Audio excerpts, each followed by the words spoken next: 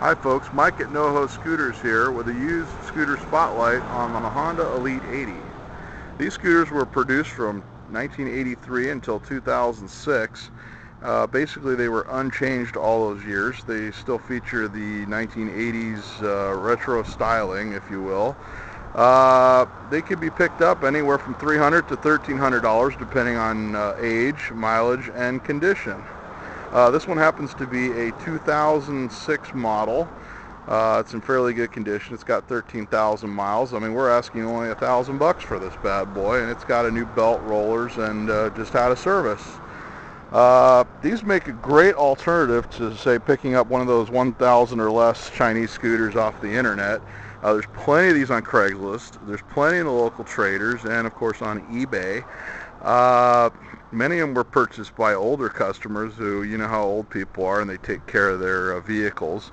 As with any vehicle, you know, check around, see if they have service records on the vehicle. This one has had all its services done, usually at the Honda dealer, although we just did the belt and rollers on it. You know, why buy a Chinese scooter that, you know, they have a terrible reputation. They usually break within a few thousand miles. Many of these Honda Elites, especially the 80s models, were actually produced by Kimco in Taiwan. Kimco makes good products, and I've been selling them since 2003. They build 1 billion of these things. Honda still has parts for them. You can get just about anything you need for them, new or used. I mean, there's plenty of used parts even on eBay. Plastics, lights, blinkers, whatever you need, you can get it. These bikes have storage in an unusual spot, which is under the front cover here, which opens by a key. Okay, there's no storage like for a full face helmet or even a half helmet, but you know, I've gotten lunch. We've actually been using this for a few days to run to lunch on. You can get fast food or whatnot in the front compartment. They have under the seat, instead of storage, they actually have the gas tank and and the battery and a small part storage.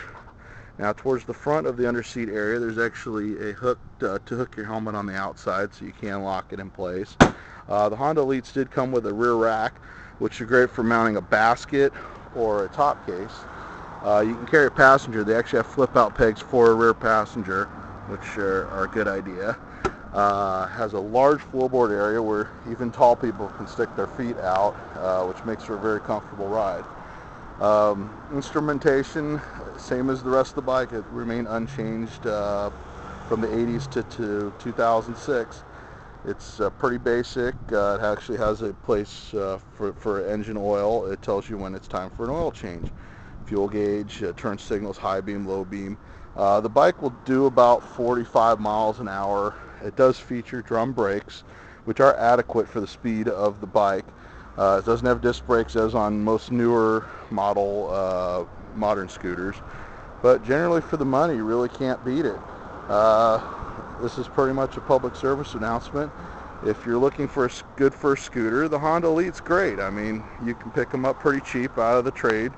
They're going to last a hell of a lot longer than a sub $1,000 Chinese scooter.